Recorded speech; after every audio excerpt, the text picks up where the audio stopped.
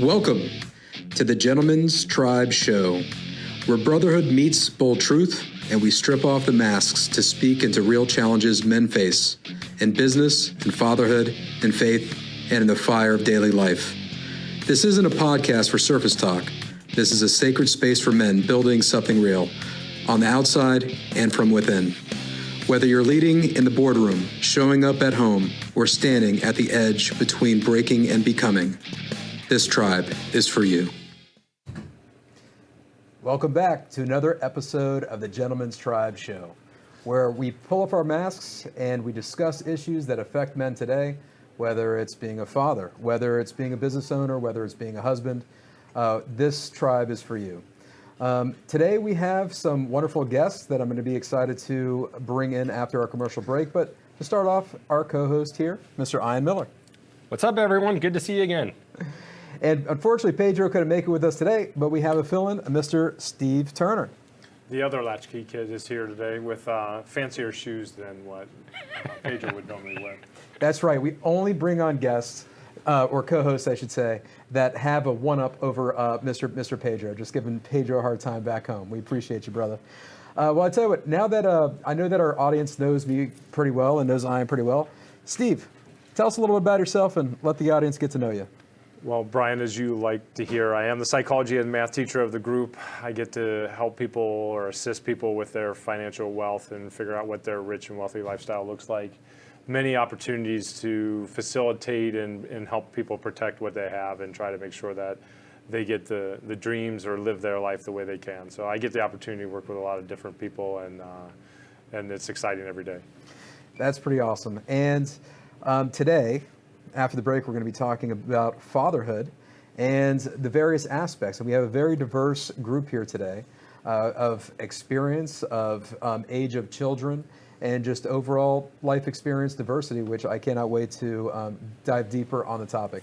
But before we get to it, so Steve, tell us a little about your situation. Do you have kids, right? I do. So later on in life, 42. I have twin boys who are going to be 8 years old at the end of November. Wait a minute, you're 42 now? No, I'm 50. Oh, I was going to say, I can't be the old man on this show. What's going on here? Okay. All right, so you were 42 when you had the kids, so now you're 50. I'm 50 now. I'll be 51 this year. So. Man, you know, you can't be 50 with that great of a jawline. I mean, we have a running joke. Does he look like Superman or like a Ben Affleck Batman? I'm not sure which. I don't know. I was told Ben Affleck in the Hamlet thing or whatever. Or the accountant. Well, I totally interrupted you. Please continue. Tell us a little about your situation. So later in life, like Pedro, Hawaiian type of wife, Portuguese background with the Spanish, Portuguese, Brazilian living, and just been like kind of trying to figure things out from a military lifestyle. She was military, I was military. You have the Latina culture versus the gringo culture, being from the Midwest. So it's just a fun dynamic because every day is different and there are different approaches to life and you have to navigate all those pieces. Yeah, I mean, I'm not sure how far I can push it, but I dated a lot of women in my past, and I've never had steak knife since. But a joke. That is a joke, everybody. That is just a joke. Anyhow, but thank you for sharing. And I tell you, Ian, the audience knows a lot about you, but because we're discussing fatherhood here today, it's important to know where our lens is coming from. So Ian, tell us a little bit about your situation. So I'm lucky. I have two children. I have an 11-year-old son, 9-year-old daughter. Their mom and I divorced several years back, and I've currently, in the last year or so, remarried, and life is great. Can't complain. All things are good. That's fantastic. And I tell you what, it appears that we have 3 different gentlemen on the show here today from 3 different chapters, right? We do. We do. I tell you, now's the perfect time to maybe go into a little bit more of a conversation about, for the good of the tribe, where are we at? Yeah, so another quick update on where things are at for the tribe. Last week we had an awesome meeting of the Founders Chapter, the original one. It's great to get together with those original guys. The brotherhood bonds have been there for years, so the dynamic is special in that room. You just see love. You don't see handshakes, you see hugs. It's one of those special things. And then this coming Friday, we have the Boca Chapter meeting again. We're really excited. We actually have 40 guys confirmed for the meeting. It's going to be wild having to lead that one, but we're going to figure it out. So 40 guys. That seems like a lot. How are we gonna manage that? What's the intention there? This turned into an interesting situation, and it's a one-off. We normally max out the chapter at 20 guys. There were 12 that initially started the chapter, and they brought so many guests at their induction meeting that there were well in the upper teens of guests. And so what do you do when that happens? You want to max out the chapter at 20 guys, give or take, because more than that is really hard. You don't get enough guys the time they need to talk at the meeting, and to build out brotherly relationships with all the guys becomes a challenge as you get in those high 20s numbers. So when we saw these guys coming and knew there was only room for maybe 8 or 9 of them, what are we going to do? Say no? That's not how we do things. We make space. So we decided we were going to start an additional chapter in the Boca del Rey area. These gentlemen are coming to get a feel of what it's like, and eventually next month we'll probably have a Del Rey chapter, or well on our way. We want to make space for everyone. And so this meeting we're going to have a lot of guys. Having said that, that is not the usual. We normally try to cap it around 25 or so at a meeting, but we needed to make space, and this is how we're going to facilitate it. All right, that's fantastic. And I tell you what, Steve, you being on the show here today, how long have you been a brother for? It's been a while since the beginning of this here, and really it's been fun because as I'm going to build the Doral chapter out and still with the founders, it's been a good ride being here with a brotherhood like everybody has talked about in the past and Ian talked about now. And what would you say for our listeners out there that maybe a man out there that doesn't really have bonds or connection with other men in their life? What would you tell that man about what the tribe has meant to you? For being a veteran and all the other veterans that are out there, it's the same thing we've all said, is it's the closest thing we've had since the military and having a brotherhood, so that, I made the joke of at being 3 o'clock in the morning, and you call me, I got a shovel and I got the backpack ready, what do I need to do? But I think it's really that if that phone call came at 3 o'clock in the morning, I know somebody's going to pick up the phone. If I have an issue or I need to talk about kids or anybody else, I've got that opportunity. So I think that's what it's meant to me, is that I have a safe space to where like other people are going through the same thing that I'm going to, and I didn't realize it. Steve's actually spearheading our project in Miami. The Doral chapter is going to be their first Miami chapter. We reported a couple weeks back when they had their first meeting. Steve's been with us since the Founders chapter, but since he lives down in Miami, he decided he has an amazing group of guys down there. He asked us, could he lead a chapter to start down there? And of course, we always make room. So he did a phenomenal job. We had a ton of guys going there.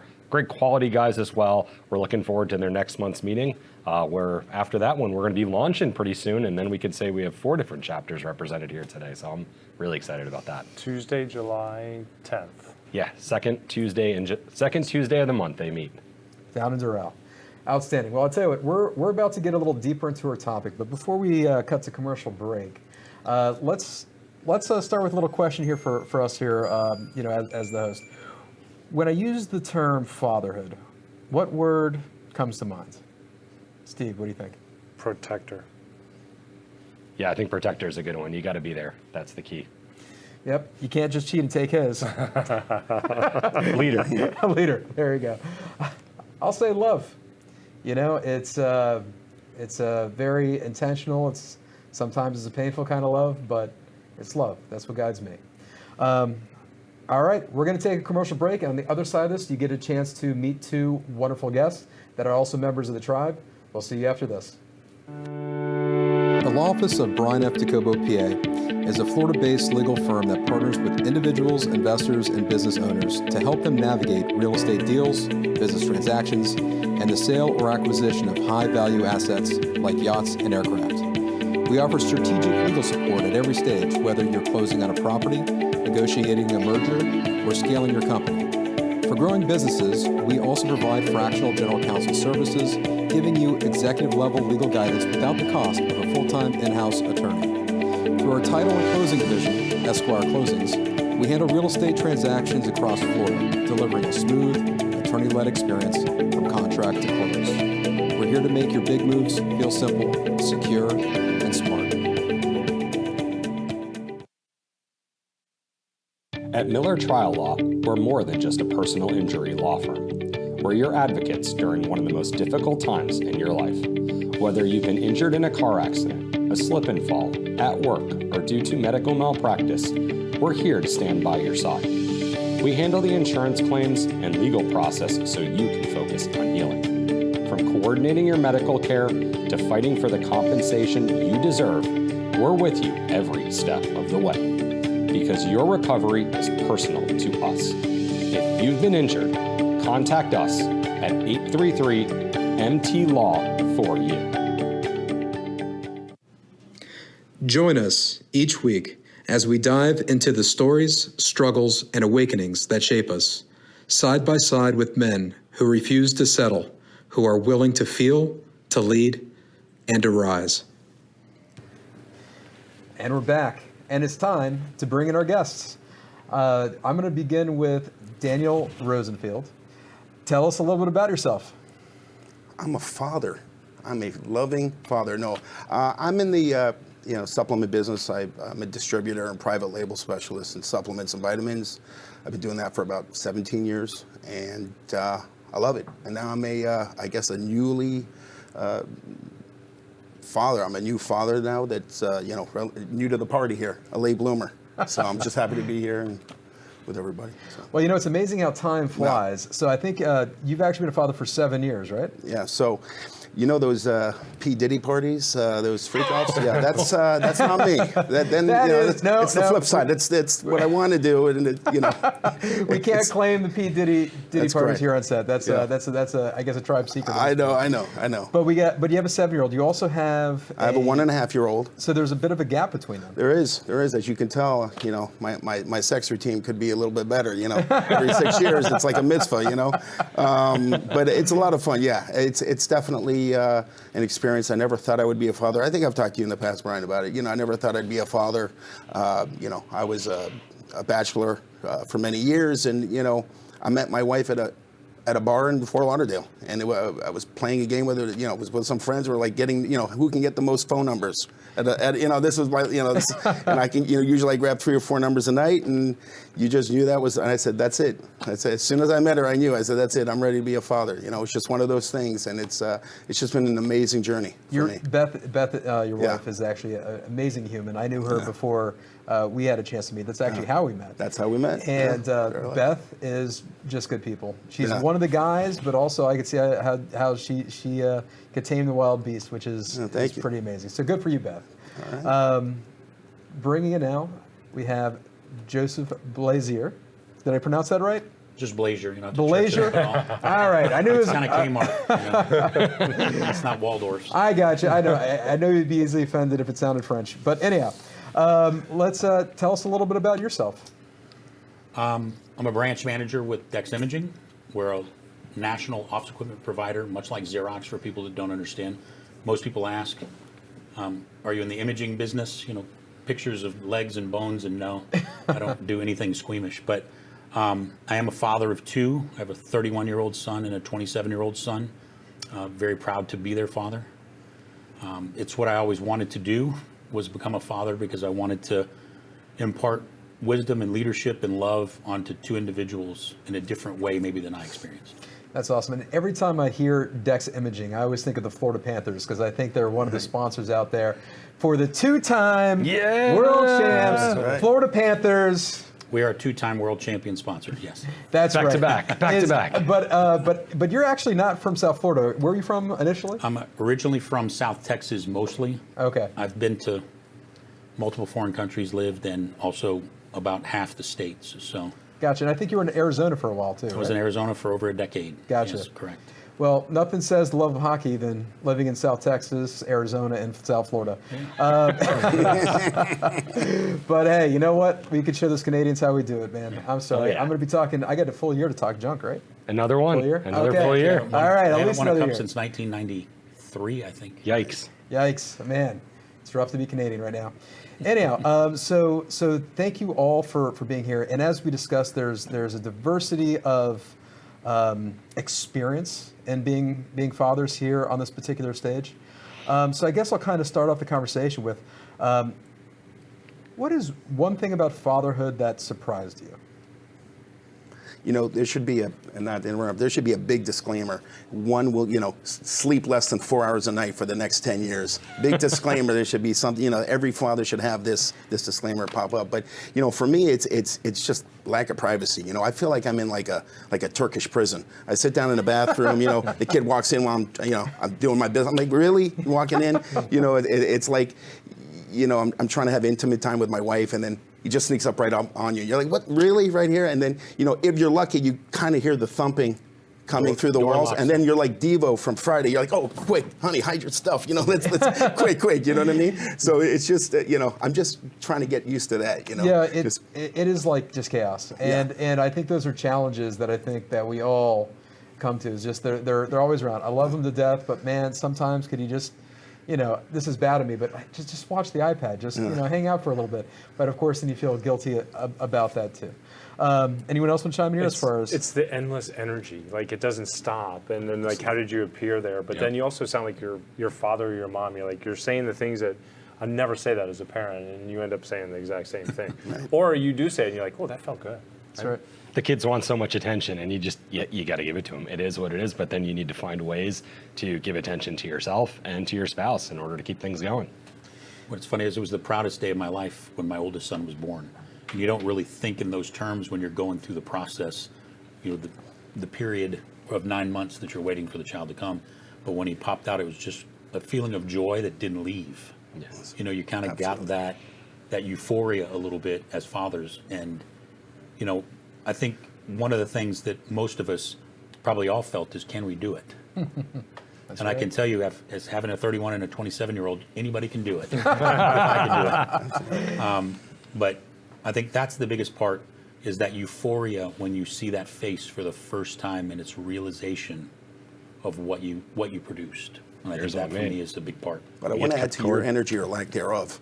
I do have less energy as I'm approaching, now 50, 51, and I do use it as I say it against my wife. I say, honey, I don't have the energy you have. You're younger than me. As I watch TV with the controller on, I say, honey, I don't have the energy. Can you, But honestly, my energy levels are slightly lower. Does take a lot. Maybe I have to, No disrespect, but that's probably testosterone. Probably. Who knows? That'll be our next podcast. Oh, how to get the kahunas back.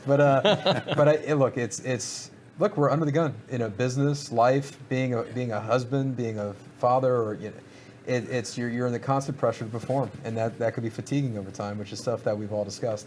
Now, I think it's important because before we were fathers, we were sons. We've had experience being the son of a mother and a son of a father. But let's kind of go around here. What are some experiences that the men on the panel here today have maybe experienced as being a son that may have influenced what it was like now for you to be a father? So I'll chime in first on that. I'm very lucky. I have had two amazing parents to guide me and to show me how life should be. I grew up more in the traditional family sense, where my dad went to work and he was gone a lot. He worked a lot, and my mom largely took care of us and made sure that we had what we needed. And then on the weekends, my dad would often work on Saturdays. I'd try to go with him when I could. And then Sundays, we were always throwing the football, doing things, watching football, doing whatever it was. But for me, that has taught me the importance of spending the time with my kids, because that was something I wanted more of. And so I make it a point to carve out additional time for my kids to be there with them, to do those additional things, because I think it's important, especially having been a single dad for a period of time. I had to provide all that attention when the kids were with me. So I personally carve out a lot of time when I have my kids that I don't put into work or other things that I spend specifically with them, since I have them 50% of their life at this point. When they're kids, I have 50-50 custody. I make sure that time I use with intention and I spend it with them rather than being distracted off with work. And when I don't have them, that's the time to go grind. And that's something we're going to do a little deeper dive on as we sit here around the fire, if you will, is talk about those unique dynamics when you have shared custody of children within that dynamic. So we're going to circle back to that. But Steve, tell us a little bit about your upbringing. Absolutely. So I think listening to Nyan, the latter piece, were spending time. So when I grew up, I was a latchkey kid. My mom was divorced when I was 2. My dad cheated on my mom, so I didn't have a dad around. There was nobody teaching me how to throw a football. be at the right place, how to be a man. Like I teach my kids, you need to be a sheepdog. Like you need to be the shepherd. You're taking care of people. You don't need violence, but you need to be able to have that opportunity to have violence if necessary. But you're going to take everybody, and you're going to be the protector, and you're going to go up there. I didn't have that. I was an aimless child. I was the youngest of three. My brother and sister were older, so I was out in the woods at 5 years old playing in the middle of nowhere. And so I have brought that into my fatherhood, that I'm going to be there. So like I was talking about, I'm going to be with my kids. I want to be there in front of them. I want to be there to take care of them and teach them. At the end of the day, and I think one of the questions you're going to talk about later is, for fatherhood, I don't need them to be like me. I don't want them to be like me. I want them to be like their own. But at the end of the day, I want them to be the protector, but also that they can live on their own. When they turn 18, they need to be able to live on their own. It's not that I want them to leave the house, but I want them to have that capability to leave the house. And so for me growing up, I didn't have that. So now it's like, I do want to be there. So the testosterone and being tired, let's go to the park, boys, turn the TV off, let's go. And I'm like, gosh, I'm exhausted. So I just kick that ball a little farther to the right, a little farther to the left, and I make them run a little bit. But at the end of the day, it's just about being smarter and then just trying to raise good kids who they want to be better humans, and that they see it and they buy into that. Gotcha. Dan, how about yourself? Well, first of all, I disagree slightly with you. I want my kids to have some of my sprinkle of my genetic code. I kind of like to see, oh, look, he's got the same thing, he's got my personality. I like that. Call me selfish. Okay, fine. So I'm not the best person to adopt kids. I like to see them in my image a little bit. When I look at my kids, I want to see them looking back at me. I feel you. I was one of 8 kids. My parents divorced and remarried, and I've been through the whole thing. And it was tough. I went to psychologists, and my psychologist was seeing a psychiatrist. She said, "This kid is just messed up." It was just a whole, crap show for me. And I didn't want to be a number. There was 8 of us, and I didn't want to. I felt like it was tough, because all the kids fighting for some sort of, affection of some kind. And I said to myself, I'm not going to, first of all, I'm not going to have 8 kids. I'm done at 2. Okay, I'm going to make that clear. So, it's just important to, show your kids, give them the affection, give them the attention. Attention is everything. I didn't get that much attention. I was the oldest child of 8 for the most part. So I was off. My parents were busy, raising another 7 kids, so, I'm trying to instill, in myself more attention, give them more time, and I think that's very important for me, so. And Joe? My circumstance was a little different than most people's. My mother divorced my father when I was 5 years old, and my father went on to start another family and wasn't present. My mother married another man who became very present in my life in a very negative way. He was very abusive to myself and to my mother. And so I don't really have anything positive to bring from a childhood perspective to the conversation. I don't use it as an excuse in my life. I use it as a springboard to success. I use it as a motivator to drive me to be a better father, better employee leader, person in the world. But I can tell you, my story more is, if you're going through something or if you've been through something, you can rise above and you can become better. It doesn't have to be the reason you repeat the abuse. It doesn't have to be generational sin. It doesn't have to be all of those things in your life. It can be the reason you're the best. And I used it as the yin and the yang, the black and the white. I used it. I came out of the black to the white, and that's kind of how I viewed it as a man. And that's why I told you, when my son was born, the euphoria came over me because I knew it was my chance to shine, to be that guy. And that is a perfect segue to the next question I was going to ask. So on the panel, I was fortunate. I had a wonderful upbringing. My parents, I feel like I hit the parent lottery. I do know my father's story, and there was times that there was some difficulty where my sound a little more aligned with some of the other members of the panel. But I know coming out of that, he said, I don't want to be anything like my father. I want to be the opposite. And I was the benefactor of that particular experience. But I noticed that there's some commonalities with, the three people on the panel here is different circumstances, but there was almost a void of direction and framing how you're going to be a father in your particular life. What were some things you picked up along the way that you incorporated to become the excellent fathers that you guys became? What was that process like when you didn't have something to pull from, an example to pull from? What was that like in your experience and journey to become the parents you are today? I think for me personally, I played a lot of sports. Regardless of my situation, I still was able to play football, basketball, and baseball was the biggest part of my life. And I had coaches that kind of gave me that imprint of discipline, of commitment, of loyalty, of family, that I didn't have at the house. And so for me, even my first employer out of college or in my sales career, kind of directed me the same way about being ethical, being honest, being true. A lot of the things you should learn from your father, I kind of learned from other men who were mentors in my life. And I think you can find those in other places if you look hard enough. But I think a lot of people get downtrodden on their situation and they don't look for it. And I think that's what I did. It motivated me greatly to see that there were better people that could show me what a good life looked like. Interesting. Steve, any thoughts about that? I mean, I think it's part of that. It's part of what Dan was talking about. Their kids, you want them to be like you, but you go to your friend's house and you see how the dad trains and teaches, and you're like, I need to do that. But I had a lot of aunts and uncles. I'm the youngest of 26 grandchildren, so Wow. I could be yelled at by anybody in the family. It could be a cousin or it could be an aunt or an uncle.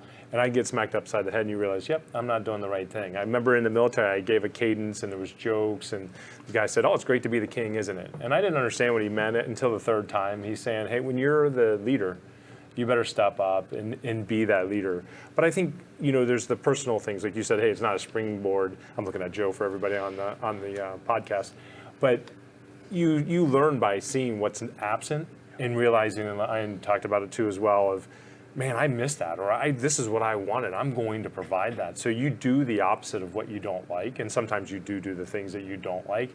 However, we're human, and when you said we're exceptional fathers, I'm not sure about that, because I know that I'm failing every day, and we talk about those things. Like, I think the big difference was I said, hey, I'm going to be better, and I'm going to, at nighttime, if we're doing prayers or we're talking about highs and lows, I'm going to tell them if I did something wrong or what my high and low was. I'm going to tell them I'm proud of them. I think you miss those voids.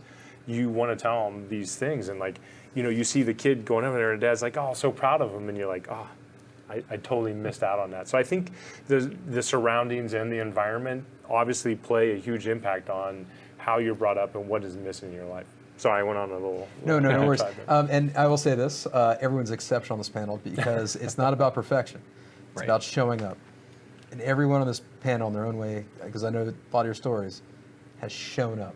And I think that's the biggest thing for people out there listening that are new fathers, saying, "Am I worthy of this task?" Just show up. If you show up, great things will happen. Great things will come. So let's do a deeper dive. It's important to know our origin story about where we came from. But now let's talk about the process. Let's get in the mud here. So when it comes to raising kids, I guess a good question would be, as fathers, what is our role here in being fathers? What is our North Star? What is our role here in being fathers as we see it with our children? Well, when I was young, I don't know. I feel like now everything is very organized. Kids have organized sports, and everything is very different now. They're kids kind of have an activity they have to do. When I was a kid, I used to get on my bike. I used to ride around the neighborhood and come home at dark. And I felt like I grew up with two different fathers. I was a stepfather and a real father. I used to bounce around on the weekends, and I was basically just sitting in the bus. They were the driver, and they're like, "You're going to do this, you're going to do this, and you're going to do this."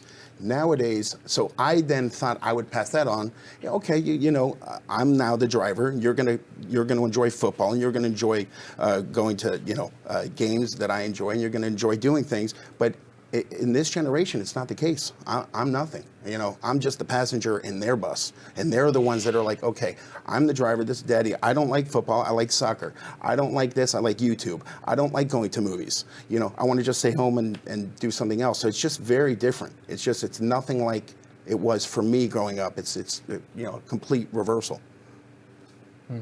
That's interesting because we have, and some things that you touched upon, which we'll get into a little bit, is the technology component, these external influences, even the framework of how we can structure society with all these organized activities. Are we getting away from an opportunity, as we're kind of going with the flow, from showing up maybe in ways that maybe fathers of past generations showed up? I think a little bit. One of the things that I mentioned I have a 31 and a 27-year-old, so my situation with technology is way different than the rest of the panel. But You're an analog, right?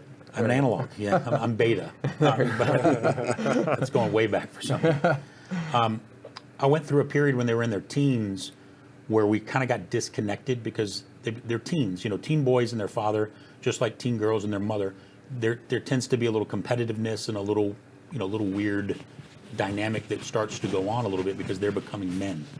And so you have this, I don't call it challenger, but it's kind of like that challenger mentality. I'm in sales a long time, and there's a challenger role in sales. And it kind of starts to take place with your children. But one of the things I did to mute that was I said, we're going to eat dinner together Monday through Friday at the kitchen table. And I forced them, and it was a fight. I'm here to tell you, I'm going to eat my room. No, you're not. I don't want to grow black mold again. You know, but we brought them to the table. And I had to, because it's right about the time they got cell phones, about that time, because that's when smartphones started to happen, the first iPhone 1 or whatever it was. And you had to say, you know, put your phone away. You're not going to text your friends while we're eating. We're going to talk about your day. And one of the things I tried to do was, you know, in sales I've learned to debrief. It's just a thing you do with reps. But I would ask them, what'd you do right today? What'd you do wrong today? And how are you going to do it better tomorrow to make up for what you did? How are you going to atone, you know, and just have a comment, oh, Dad, I don't want to talk about that. But I think the more I did it, the more open they become about talking to you about the things that you want to talk about with them. And it was kind of that manna for me, that richness of life, because I then started to understand, well, this one's just like me. He wants to talk about sports, but this one wants to talk about Hamlet and, you know, things that I knew nothing about, because he was in his first play and I asked him, you started quarterback? Like, what are you? He's like, Dad, they don't have those in plays. You know? See, that's but actually, I went to all his plays. That's actually a wonderful perspective, because as much as we have this image in our head about becoming fathers and ultimately what that would look like, just the reality of people are people, and our kids are people too. Yeah. So anybody have a perspective on, you know, I know you were talking earlier about want to play soccer versus baseball and things of that nature. How as a father did you first understand that occurring? How did you respond to it? And how did you help guide your child once you realized maybe the children are a little bit different in their own unique way? Well, first of all, I just want to add that I wish I'm able to sit with my family 5 days a week. I think that's very impressive that you're doing that, and I find it very hard, because by the time I'm done working or something, my son's already sleeping on the couch, and you know, so it's hard for us to kind of configure that dinner. But I love it, and it's something I need to be better at. It wasn't for sure. easy to get him to do it, I'll tell you that. And then I question myself, am I even a good father? Am I doing the right thing? Should I be doing more? You know, that we're not traditionally always eating together. You know, typically, you know, in my religion, I'm Jewish, I'm a secular Jew. So, you know, Friday nights we have, you know, Shabbat dinner that we make an effort, you know, three times out of 4 times a month. So I do my best to kind of keep that, you know, I kind of feel like, okay, I'm guilty through the week, and then, okay, Friday, let's get it together and we'll all sit together and have a meal. And that's kind of, so it gets rid of all the guilt from the week of being a bad father or not organizing and sitting down. But I think the one thing I will say that a lot of fathers feel the way that you feel, there's no manual. You're going through this the best that you can. That's right. And so never bring negativity into your feeling about it. Be positive that you're trying as hard as you possibly can. As opposed to feeling guilt, feel like, you know what, I'm giving it my level best. And if I can improve on that, I'll improve on that. I'll be a better man through learning, through being a father, as opposed to negatively approaching it. That's just my advice to you. Because it's real easy, trust me when I tell you, it's real easy to get down on yourself, because you have all these lofty goals for your children, but they're not going to have the same goals you have. So you can't throw your feelings onto your child and have them not attain your goal for them because they're attaining their goal for them. And it's kind of a weird dynamic because we're not built that way. No, especially if you're an entrepreneur, I'm a leader, we're all those things. So should I feel guilty when I'm working and my son comes in the office and says, Dad, I want to play a game. I want to do something. I said, son, I'm busy.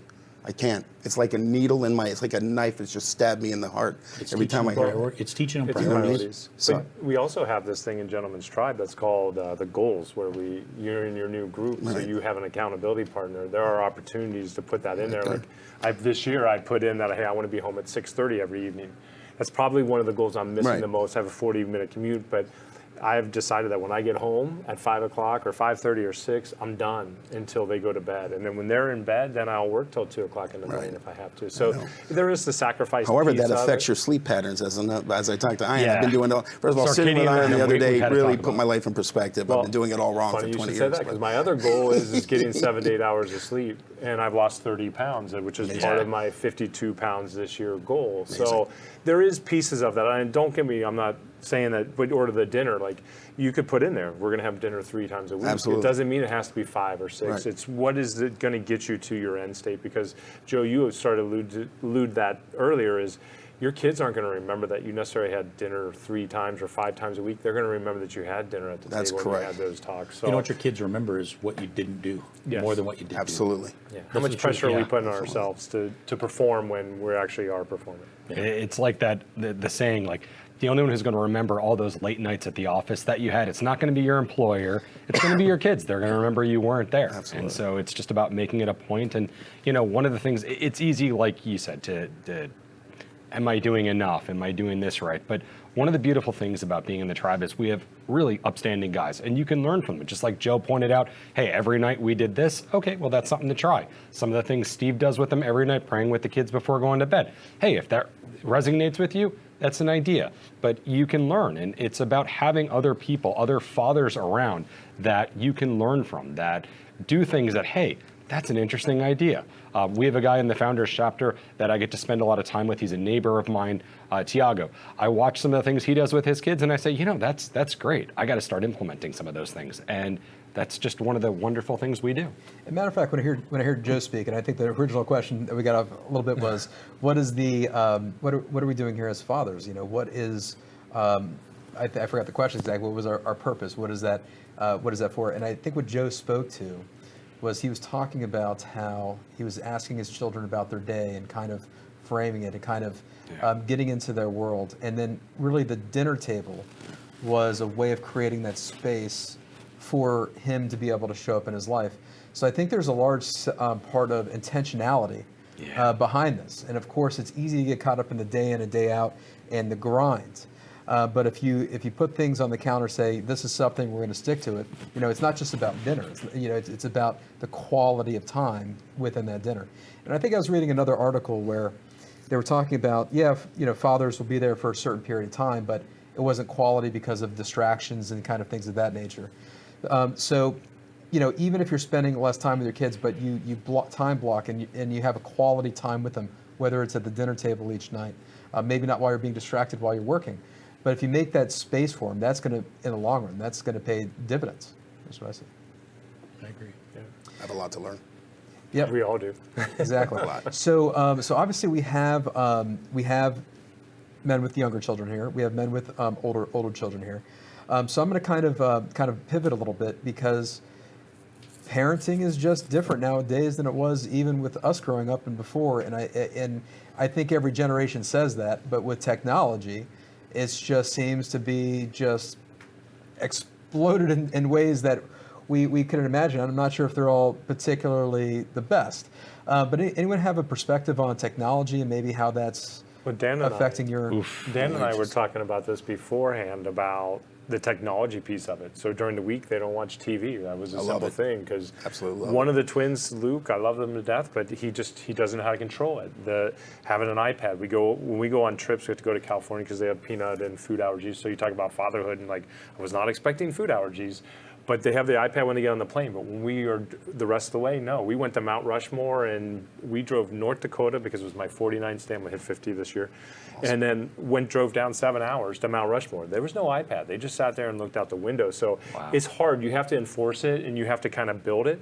But like Dan and I were talking about, I have a kid that does really well. Like Dylan, he can play video games, and he's like, I'm done. I'm out. Mm-hmm. And so I think it all depends on the type of child that you have and how it relates to it. But I'm deleting apps, and we were talking about I'm deleting apps, and I'm putting parent controls on all these apps. I'm like, Screen time. No screen time on that. And so I think there are controls, there are pieces that we could be doing. I mentioned this on Friday. There's 92 15-minute periods in a day. You can find 15 minutes to do something. Absolutely. And you can shut things off, and you can control a lot of it. There's technology out there, and they're going to get a hold of stuff, but you can still control things. I think with your younger children too, there's some intentionality about, they like to play games, they like to do stuff. I would a lot of times go into my kid's room and lay on the floor. I couldn't necessarily jive with, they wanted to play this game or that game. Because back then it was a Sega Genesis. It wasn't, PS4. It was different. It was different games. But I mean, it's still some of the same problems that people face today. But I would lay down and let them play. Dad, did you see me do that? Oh yeah. And they just wanted me to be present while they were doing it. It wasn't something I necessarily was interested in. I did, every once in a while I would pick up and play Tony Hawk skate or something with them or something, just because I couldn't skateboard, so I thought it was cool to do it on. But you were there. But I was there, and I think it's one of the things. I don't how far in the conversation, but I was a single father for the vast majority of their life. I tell you what, because that's a deep subject, and I want to honor that. So we're going to take a quick commercial break, but we're going to hold that thought, and we're going to get into deeper dive on our unique experiences as fathers. We're also going to talk about the partners in our lives. How does that relationship in our endeavor to be the best fathers we could be with our significant others? But we're going to just get deeper on that on the other side of this commercial break. We'll see you on the other side. The Law Office of Bryan F. Docobo, PA, is a Florida-based legal firm that partners with individuals, investors, and business owners to help them navigate real estate deals, business transactions, and the sale or acquisition of high-value assets like yachts and aircraft. We offer strategic legal support at every stage, whether you're closing on a property, negotiating a merger, or scaling your company. For growing businesses, we also provide fractional general counsel services, giving you executive-level legal guidance without the cost of a full-time in-house attorney. Through our title and closing division, Esquire Closings, we handle real estate transactions across Florida, delivering a smooth, attorney-led experience from contract to close. We're here to make your big moves feel simple, secure, and smart. At Miller Trial Law, we're more than just a personal injury law firm. We're your advocates during one of the most difficult times in your life. Whether you've been injured in a car accident, a slip and fall, at work, or due to medical malpractice, we're here to stand by your side.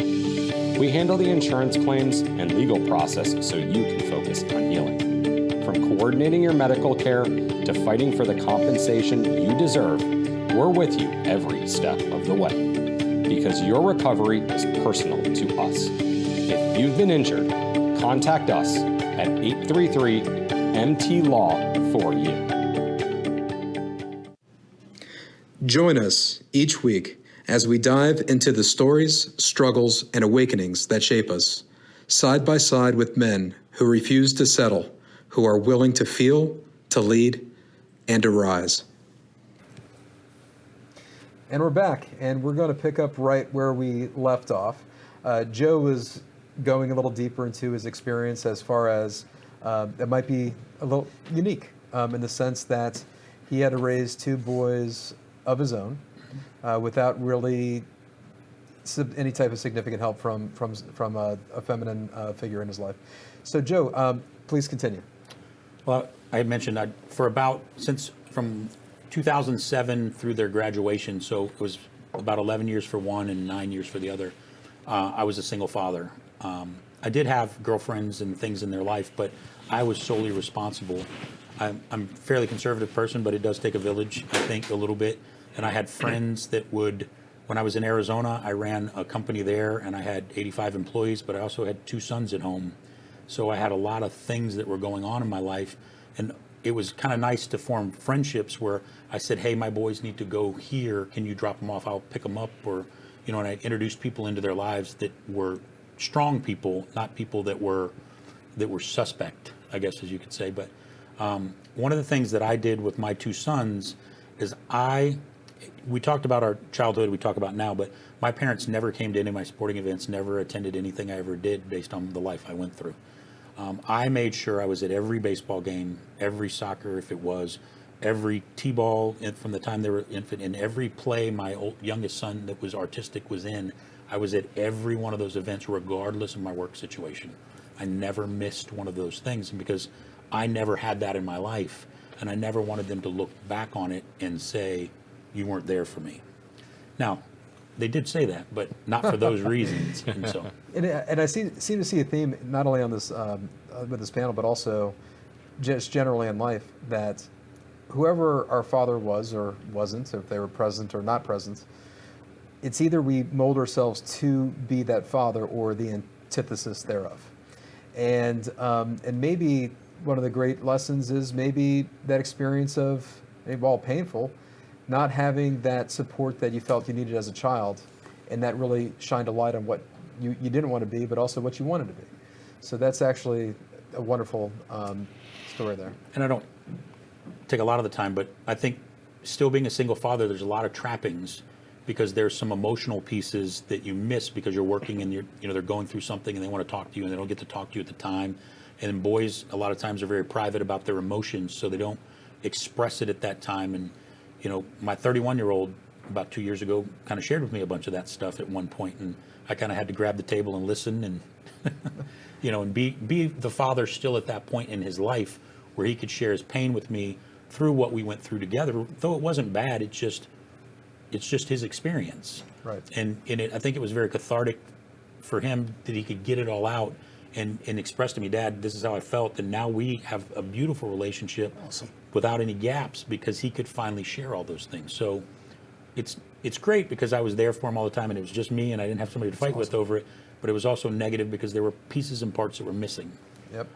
You can't be everything to everybody. Small kids, small problems. Big kids, big problems. Exactly. And for the guys with some of the younger children, are there any for listeners out there that are fathers, young fathers, are there any tips and tricks that you would want to share with a young father about how to get through that early stage in life, up through, maybe up into middle school? Well, you talked about it earlier. Like, we're not perfect, so just showing up is half the battle. Just be there, and if you do wrong, let them know you did wrong. But just love on them and know that you're there. I think it's the attention piece of it, and there's going to be the sacrifice you're going to have to make because they need you, and then you're raising somebody who is not going to need you in the future. So, be gentle to yourself in general of anything that you're doing. But as a parent, know that if you're just showing up, that's the main point right there. And then come back and try to be a teacher as much as possible and don't put too much pressure on yourself. I think one of the things I can share with you is even my 31-year-old still needs me today. Yeah. So I don't think you ever get out of being a parent.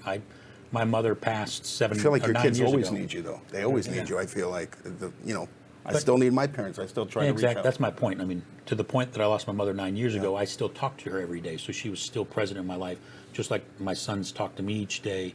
I think you never lose that role. It changes, the dynamic changes, but you still are in that leadership role in their eyes, regardless of their age. And I think a lot of people miss that. They become their friends later. And I don't think you really become friends. You become still an influencer, if you will, on their life. What do we think? So obviously, when we've been doing a lot of micro diving on our specific situations. I want to, take the lens back a little bit, maybe broader, societally. Where do we feel like the state of fatherhood is now on a larger scale? Does anybody have an opinion about that? I mean, the state of fatherhood is always evolving. I mean, it's always changing. It's ever changing. The father of yesterday is definitely not today. I mean, I went into this thinking that I was going to father my sons a certain way, and it's completely different now. I think you have to really kind of evolve, and you have to know your weaknesses and your strengths, and you have to kind of self-reflect, which I do all the time. I'm always catching my own mistakes. I'm always saying, wow, I have to be better than that, because I catch a lot of both my parents' tendencies. My father had a short fuse growing up.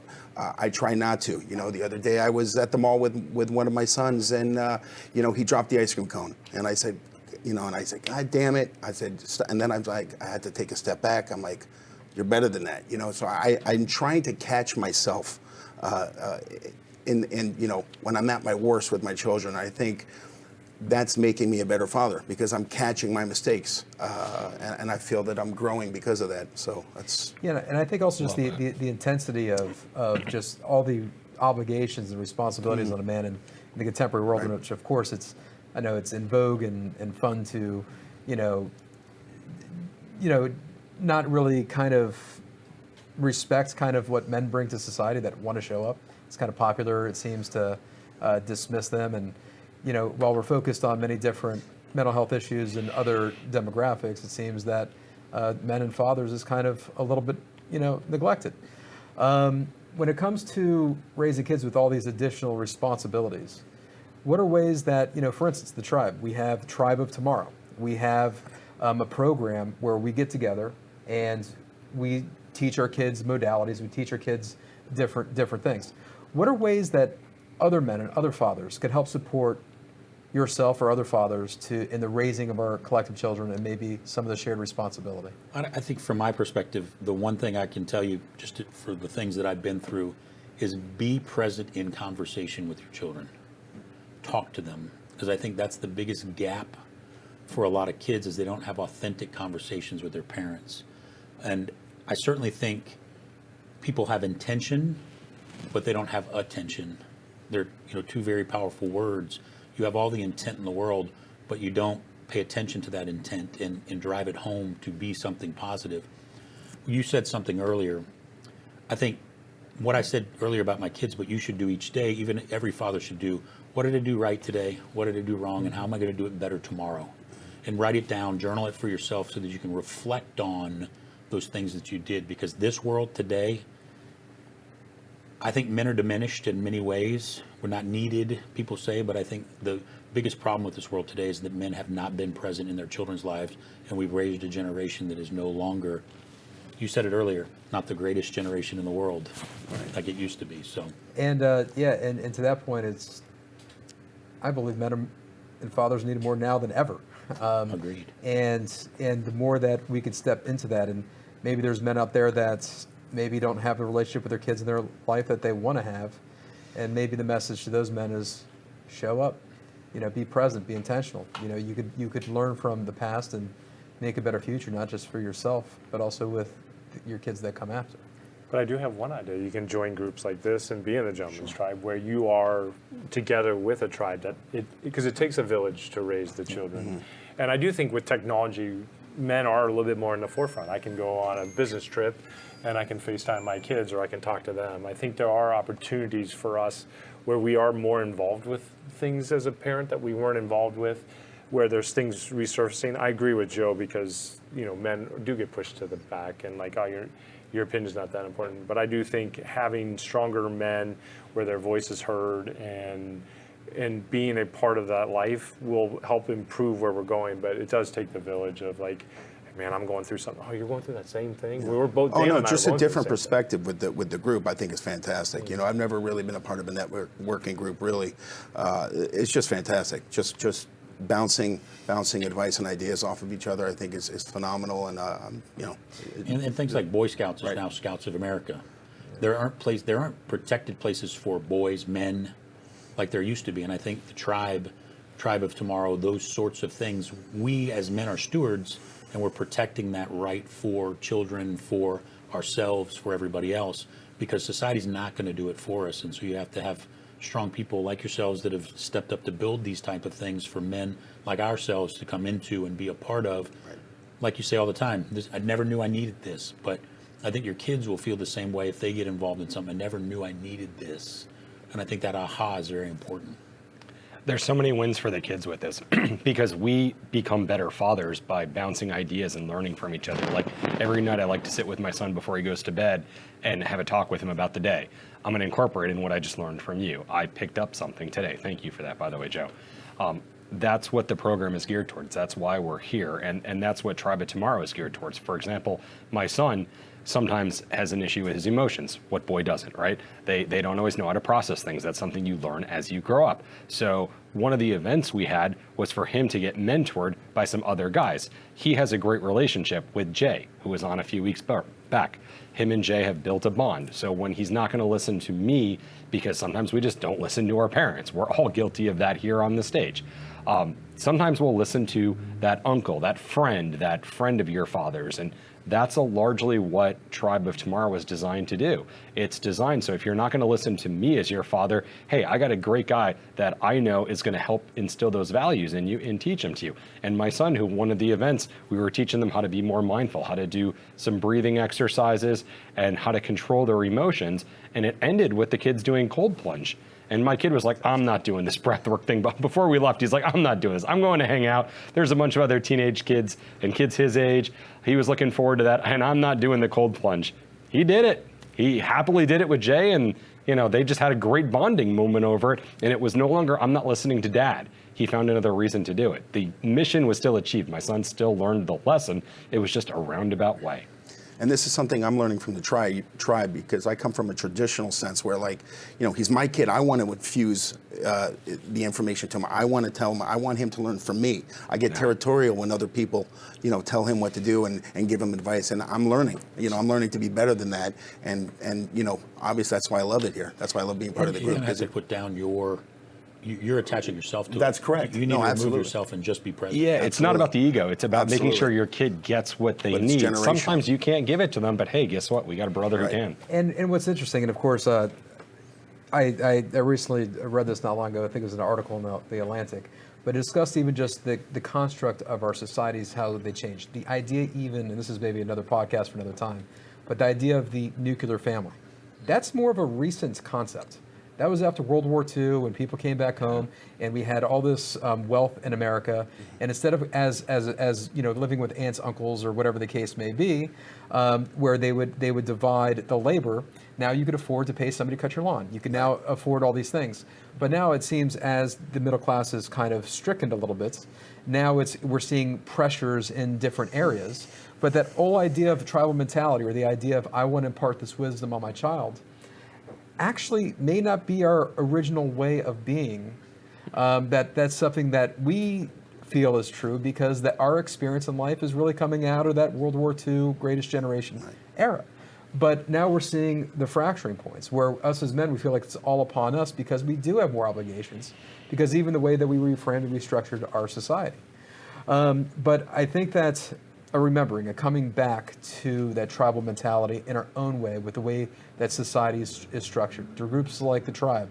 Or if there's other men out there saying, hey, you know what, let me be more intentional with a circle of friends that we used to hang out all the time and say, let's get something on the calendar, let's do it consistently, and let's not just go and have a beer.